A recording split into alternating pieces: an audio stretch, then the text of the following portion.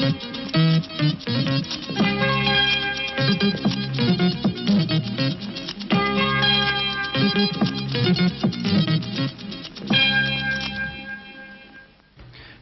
20h avec Dominique Baudis. Pétrole, les prix s'emballent, peut-être plus 20% pour 79, un coup sévère pour l'économie française. Après la trêve pascale, véritable départ cette semaine de la campagne pour les élections européennes. Nouvelle secousse dans la région de Kotor et un bilan toujours provisoire, 101 morts, 80 000 sans-abri. Les projets du commandant Cousteau avant le nouveau départ de la Calypso. Bonsoir. Après une longue pause de 3 jours, l'activité politique reprend ses droits. On se concerte activement à l'intérieur de la majorité. Certains s'efforcent d'arrondir les angles et de calmer les passions.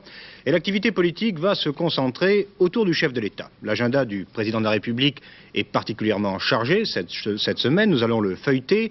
Demain matin, réunion du Conseil des ministres, un peu exceptionnelle puisque les secrétaires d'État sont invités à participer à cette réunion.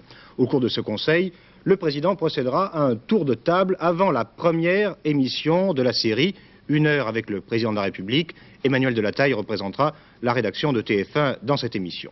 Le lendemain, jeudi, M. Giscard d'Estaing se rendra au Quai d'Orsay. Il y prononcera un discours sur la politique étrangère de la France. Et puis, vendredi, en fin de matinée, M. Jacques Chirac se rendra au Palais de l'Élysée pour un entretien avec le président de la République, qui recevra ensuite Jean Le Canuet, le président de l'UDF.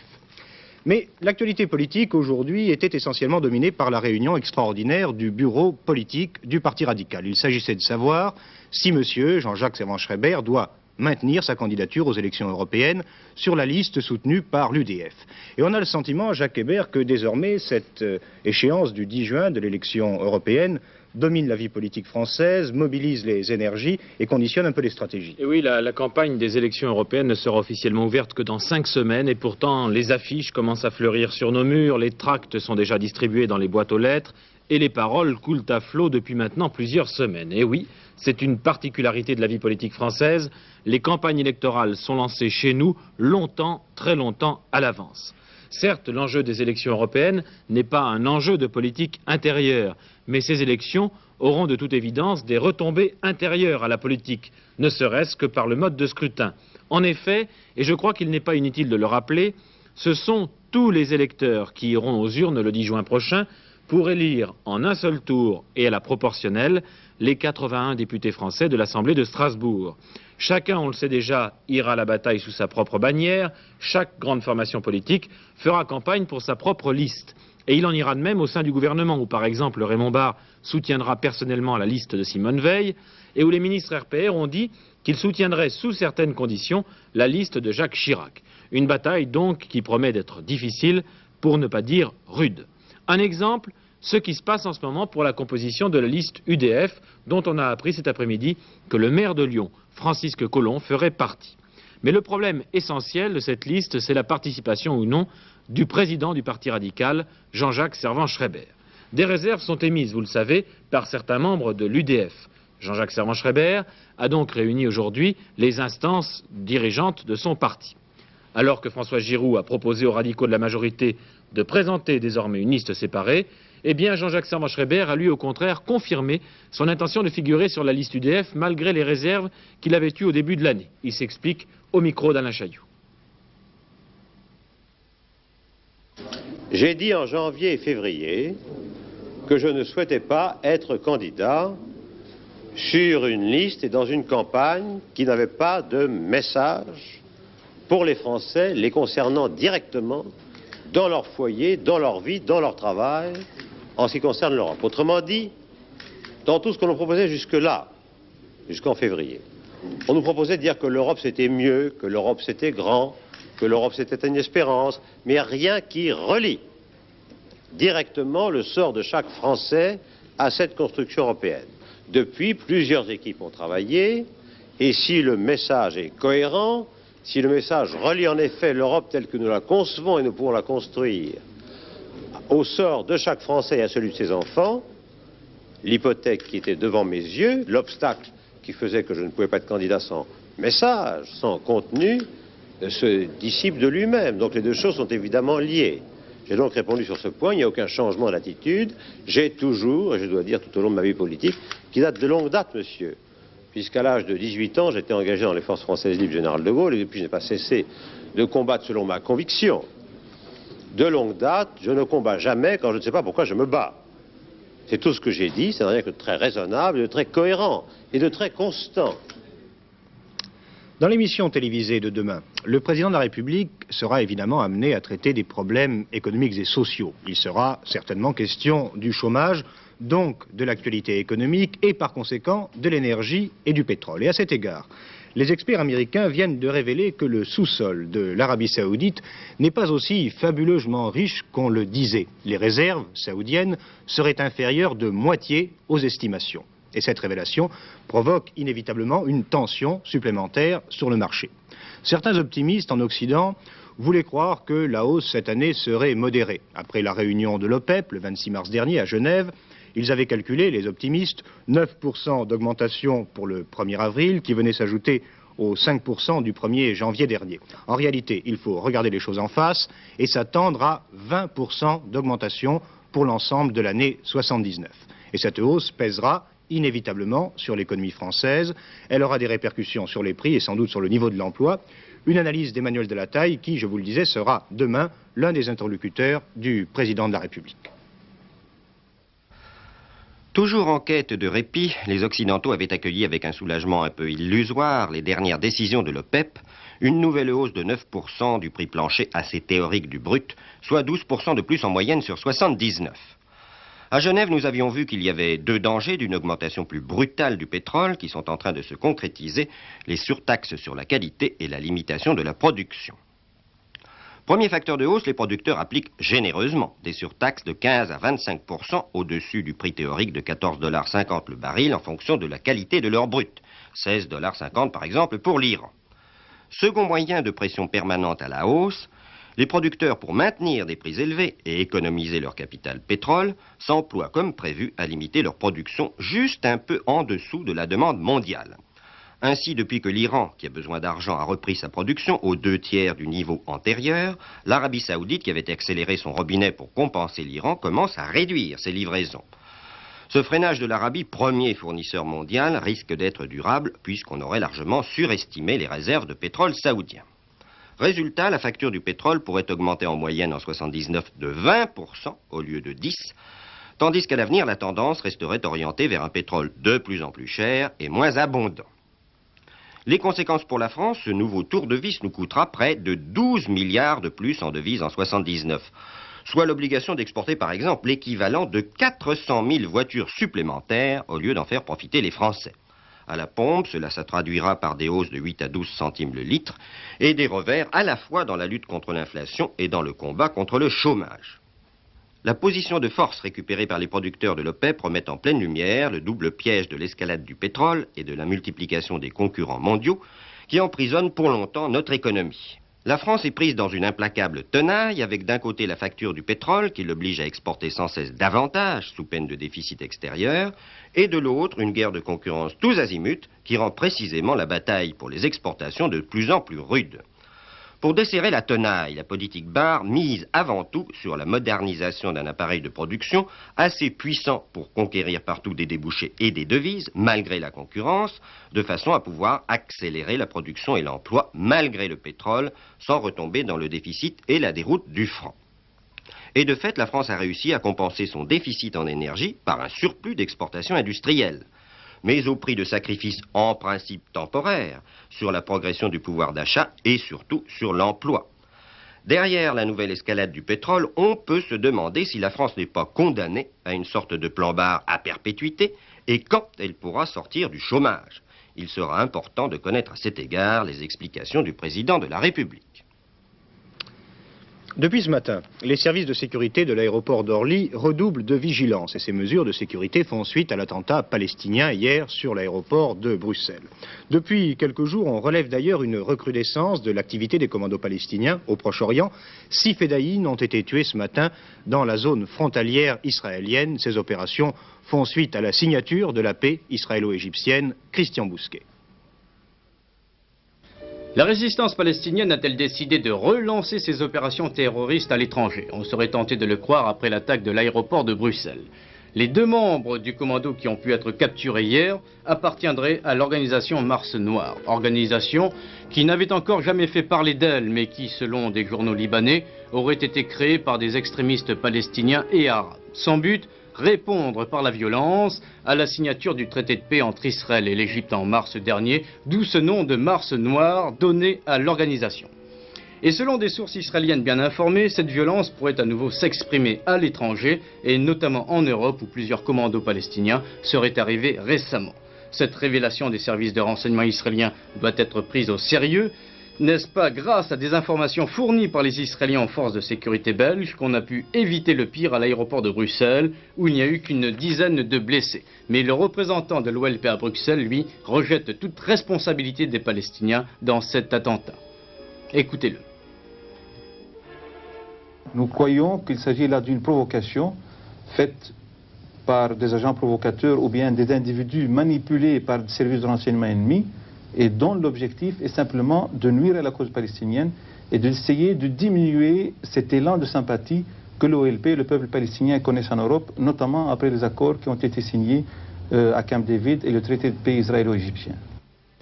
Responsables ou innocents dans l'attaque de l'aéroport de Bruxelles, les Palestiniens multiplient en tout cas les attentats en Israël. À Jérusalem, ce matin, une bombe a détruit un autobus. Fort heureusement, les passagers avaient eu le temps de descendre dès que le colis suspect avait été détecté et l'explosion n'a fait aucune victime. Quelques heures auparavant, 6 Fedayines avaient été tués alors qu'ils tentaient de s'infiltrer en Israël à partir du Liban. L'accrochage qui s'est produit en pleine nuit a fait aussi 1 mort et 6 blessés dans la patrouille israélienne. Les documents retrouvés sur les corps des 6 Fedayines révèlent que le commando devait se diviser en 2 groupes. Le premier pour attaquer des promeneurs et des touristes dans le nord du pays, le second pour attaquer une localité et s'emparer d'otages. Dimanche dernier déjà, 4 Fedayines venant de Jordanie cette fois avaient été tués avant d'avoir pu remplir leur mission.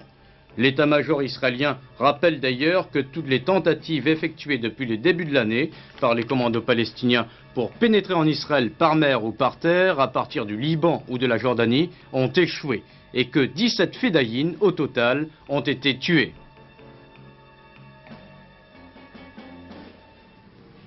Au Nicaragua, plusieurs centaines de personnes auraient trouvé la mort durant ces dernières journées lors des combats qui ont fait rage pour le contrôle de la ville d'Esteli, au nord du pays. Cette ville avait été occupée par les forces sandinistes.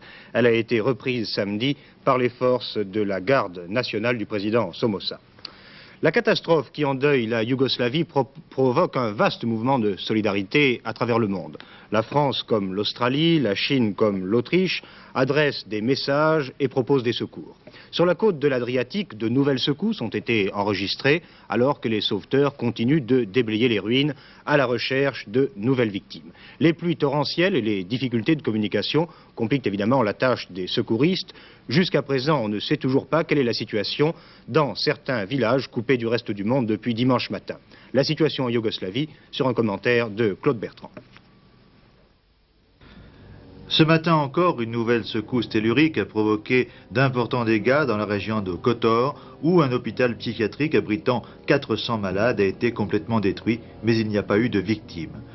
De nombreuses personnes, effrayées par la terre qui continue à trembler, préfèrent encore camper à l'extérieur des habitations. La pluie et le froid ont aggravé depuis hier la situation des sans-abri. Il serait environ 80 000. La plupart souffrent d'une grave pénurie de tentes et de couvertures. Officiellement, le bilan du séisme est toujours d'une centaine de morts, mais d'après les sauveteurs, il y aurait encore une 50aine de personnes toujours ensevelies sous les décombres. On sait maintenant que près de la moitié des monuments et trésors culturels de la région de Kotor ont été complètement détruits. Quant aux liaisons, elles restent difficiles et il faut plusieurs heures pour se rendre de Dubrovnik aux régions sinistrées du Monténégro. En Albanie, le séisme aurait fait 35 morts, près de 400 blessés et 10 000 maisons détruites.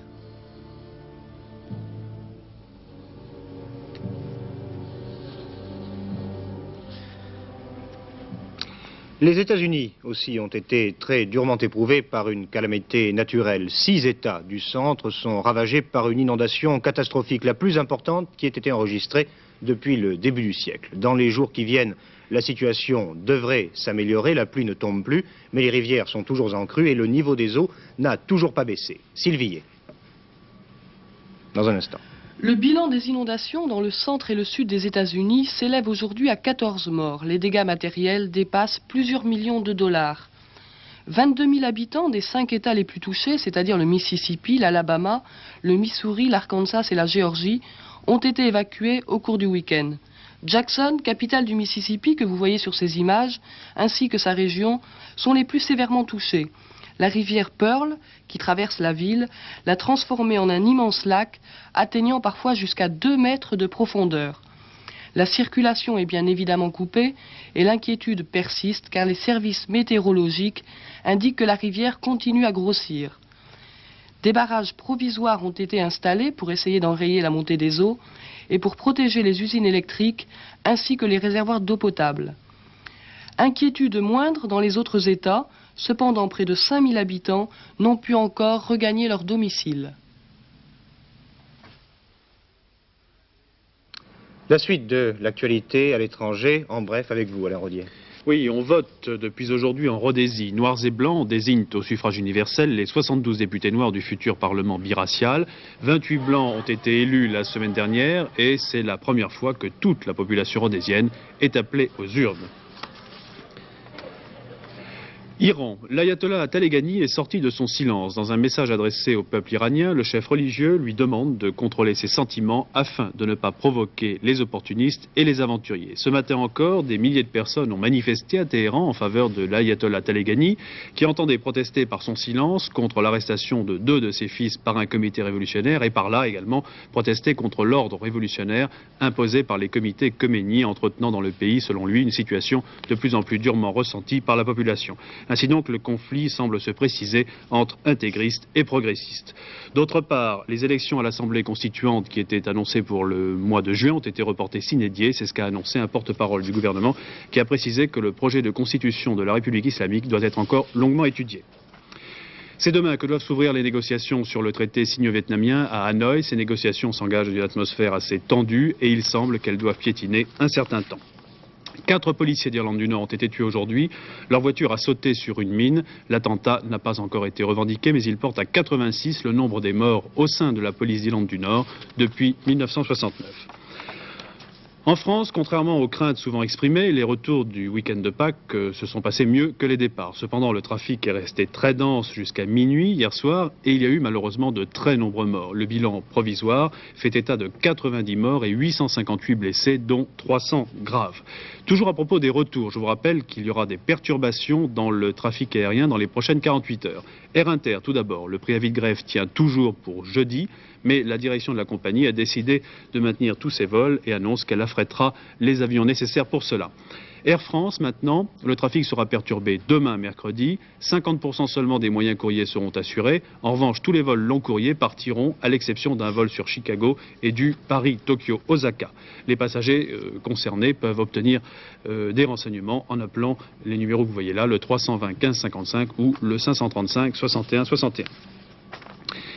7 morts et une trentaine de blessés hier soir dans une collision entre 2 trains de voyageurs près de Glasgow en Écosse. Les 2 trains se sont percutés pour une raison encore indéterminée et le bilan indiqué est encore provisoire, une certaine confusion ayant régné dans la gare où s'est produit l'accident cette nuit. Social, en France, la direction de la Solmer aurait décidé la mise en chômage technique des salariés de l'usine de Fos à partir de ce soir 21h. Les ouvriers, en effet, occupent toujours l'usine, malgré le jugement du tribunal de grande instance rendu ce matin et réclamant l'évacuation des locaux. 5200 salariés sur les 7000 que compte l'usine seraient donc en chômage technique. Il n'y a ainsi donc pas de négociation en perspective dans ce conflit qui dure depuis 1 mois et demi. Les revendications portent sur les salaires et la réduction des heures de travail.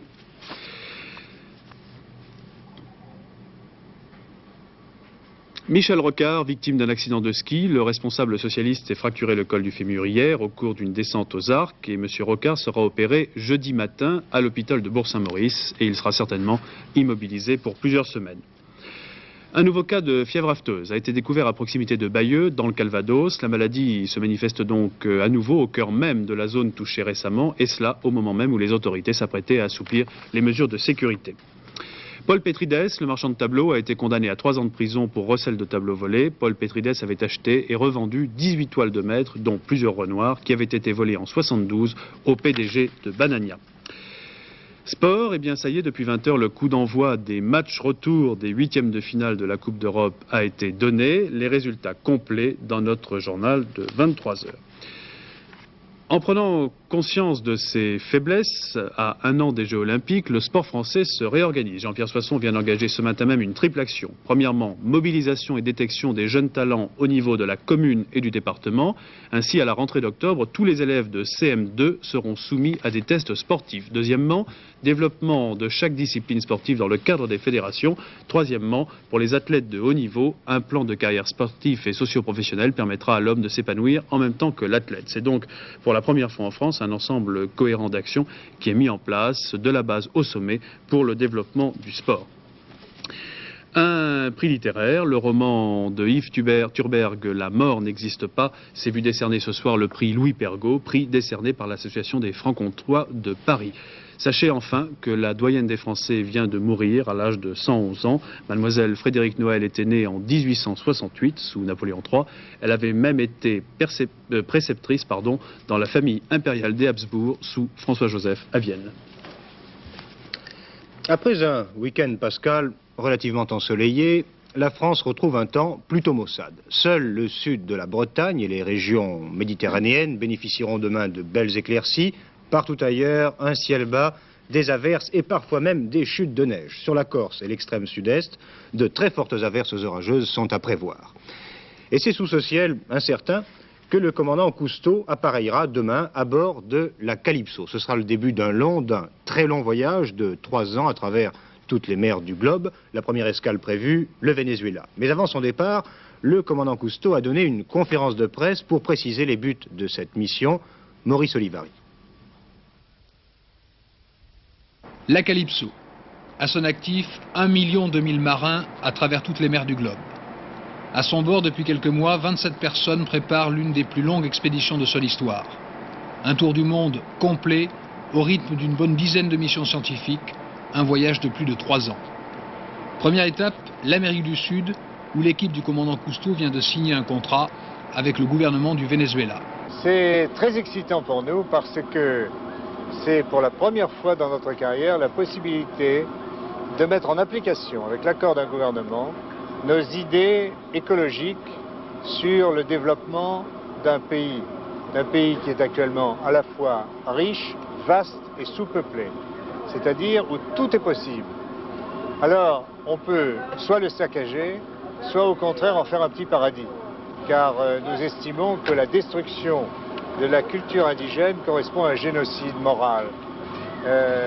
Donc arriver à développer cette côte en harmonie avec la mer et en harmonie avec les cultures locales, arriver à ça, c'est un but difficile, c'est un défi que nous relevons et qui nous excite énormément.